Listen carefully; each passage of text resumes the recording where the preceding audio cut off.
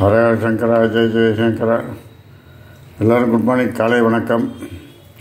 இன்றைக்கி சமையல் என்ன பண்ணுறாங்கிறத மாமி சொல்லுவா. அது எப்படி பண்ணுறாங்க எல்லாம் நோட் பண்ணிக்கோங்க. சாம்பார் சாதமாக பண்ணலான்னு இருக்கேன்.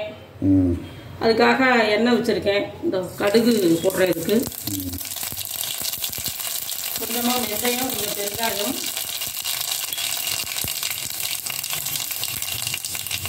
இந்த வதக்கிறதுக்கு வெங்காயம் எல்லாம் போட்டு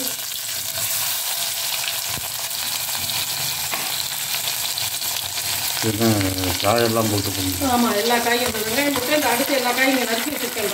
என்ன காய்? கேரட்டு, பூசணிக்காய், பச்சை பட்டாணி, பீன்ஸு, பூசணிக்காய், பரங்கிக்காய், எல்லாமே இந்த கத்திரிக்காய் எல்லாமே நறுக்கி போட்டு வச்சுருக்கேன். இல்லையா?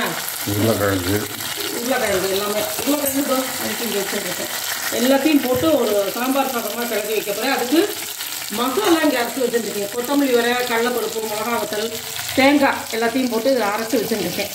1/2 டேபிள் ஸ்பூன் கொத்தமல்லி வரை, 1/2 டேபிள் ஸ்பூன் கடலைப்பருப்பு, ஒரு 2 மிளகா எல்லாம் வறுத்துட்டு ஒரு 1/4 மூடி தேங்காய் தேங்காய் தூள் போட்டு இது பண்ணி வச்சுருக்கேன். நல்லா வறுத்துட்டு அரைச்சி வச்சுருக்கேன். இப்போ இந்த காயெல்லாம் இதில் போடுறேன் வெங்காயத்தோடு. இந்த காயெல்லாம் இதை வதங்கட்டும், அடுத்தடுத்து போடுறத காமிக்கிறேன். இதுக்கு தொட்டுக்க பாதுகாப்பு ஃப்ரை பண்ண போகிறேன். வெங்காயம் நறுக்கி வச்சுருக்கேன். பாதுகாப்பு ஃப்ரை நறுக்கி வச்சுருக்கேன். இதை இனிமேல் தான் போட போகிறேன். அடுப்பில் போட்டு உங்களுக்கு காமிக்கிறேன். எல்லாம் பிசிபேலா பார்க்காது. பிசிபேலா பார்த்து சொல்லுவா. இல்லைன்னா சாம்பார் சாதம் எல்லாம் கை கொஞ்சம் இருக்கிறதுனால அதை வேஸ்ட் பண்ணாமல் செஞ்சுக்குவோம் அப்படின்னு.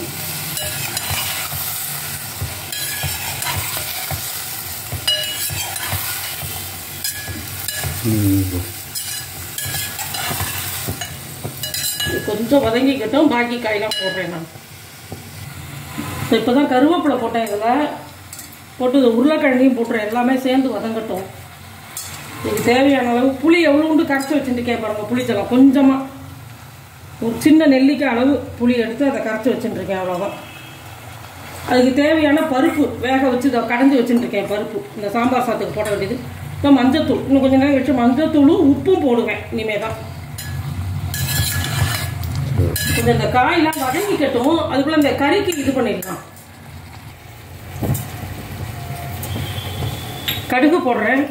இது வெறும் தனி காரப்பொடி, அதாவது மிளகாய் தூள் போட்டு உப்பு போட்டு வறுக்க போகிறேன். கொஞ்சமாக பெருங்காயம், அவ்வளோதான். பெருங்காயத்தூள்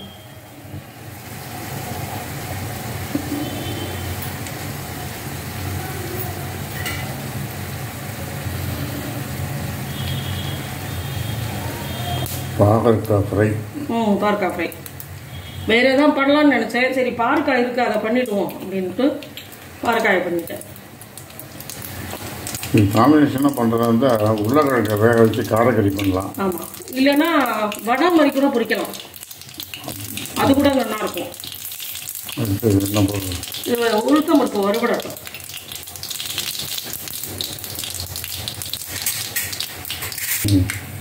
செவந்துட்டு இந்த பாகற்காயை இதில் போடுறேன்.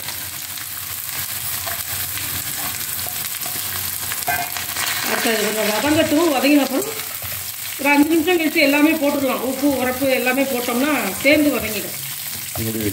மூடி வைக்கணும், அப்படியே வதங்கிடும்.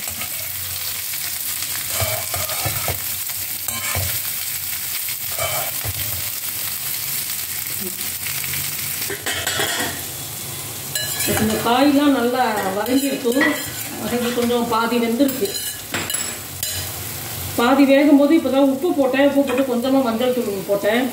இந்த இப்போ இதில் கொஞ்சமாக புளி கரைச்சி வச்சுருக்கேன் இல்லையா, அந்த புளி கரைசல் கொஞ்சமாக ஊற்றணும். போட்டு உப்பு மஞ்சள் தூளும் போட்டேன். கொஞ்சமாக சாம்பார் பொடி, இந்த சாம்பார் சாதத்துக்கு தேவையான சாம்பார் பொடி. ஏன்னா மிளகா வேறு அரைச்சி விடுறதுனால கொஞ்சமாக போட்டால் போதும். 1 ஸ்பூன்.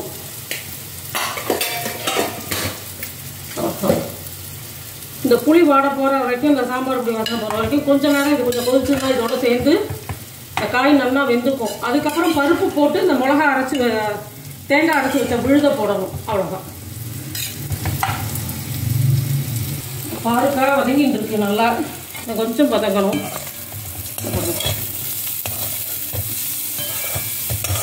வதங்கினோடனே இதை காமிக்கிறேன் நான். காயெல்லாம் நல்லா வெந்துருச்சு. இப்போ இந்த பருப்பை போடுறேன். சாம்பாருக்கு தேவையான அளவு பருப்பு,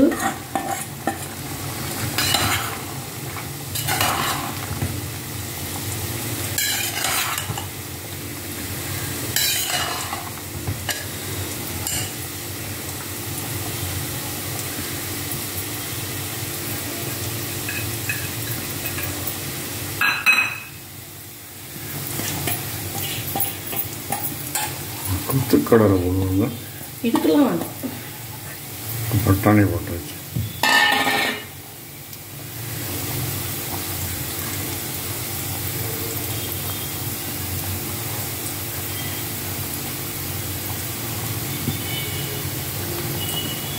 இந்த மசாலா அரைச்சது, தேங்காய், கொத்தமல்லி வர கடலைப்பருப்பு எல்லாம் போட்டு அரைச்சதுக்கு அதையும் போட்டு கொதிக்க விட்டுட்டு உங்களுக்கு சாதம் அதில் போட்டு பிசைஞ்சிட்டு உங்களுக்கு காமிக்கிறேன். இதை போட்டு ஒரு 10 நிமிஷம் கொதி விட்டால் போகிறோம். அதுக்கப்புறம் சாதத்தை போட்டு கலந்துட்டு உங்கள்கிட்ட காமிக்கிறேன். நான் கறி வதக்கிட்டு 5 நிமிஷத்தில் அதையும் எடுத்துடலாம். சாதம் போட்டு இதை கிளறியாச்சு. நல்லா சாதத்தை எடுத்து நல்லா கொஞ்சம் லைட்டாக கொஞ்சம் மசிக்கணும், ரொம்ப மசிக்கக்கூடாது. லைட்டாக ஓரளவு சாதத்தை நல்லா மசிச்சுட்டு இது கடைசியாக கொஞ்சோண்டு நெய் ஒரு முட்டை விடணும்.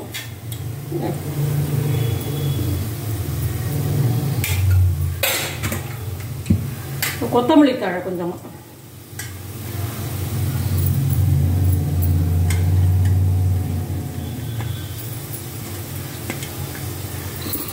அவ்வளோதான்.